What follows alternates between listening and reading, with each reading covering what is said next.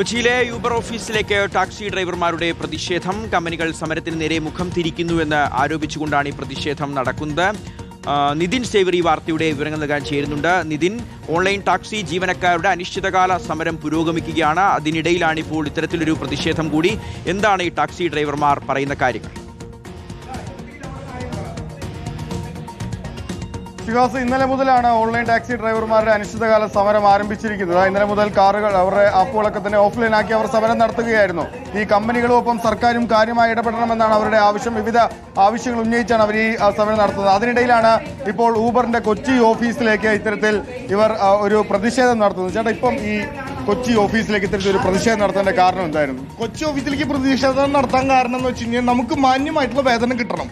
കാരണം ഇവര് തോന്നിയ സമയത്താണ് തോന്നിയ പോലത്തെ റേറ്റ്. ഇപ്പൊ 2 ദിവസമായിട്ട് സമരത്തിന്റെ അഭിമുഖം കാരണം ഇവര് നിരന്തരമായിട്ടും ഇപ്പൊ റേറ്റ് കൂട്ടിക്കൊണ്ടിരിക്കുകയാണ്. നോർമൽ 25 കിലോമീറ്റർ ഓടാൻ ഇവര് തരുന്നത് 250 രൂപ, 270 രൂപ. അതിൽ കമ്മീഷൻ കഴിച്ചിട്ട് ബാക്കി കിട്ടുന്നത് 180 രൂപയ്ക്കാണ്. ഇന്ന് അവർ തരുന്നത് ഇന്റർസിറ്റിക്ക് അവർ 1000.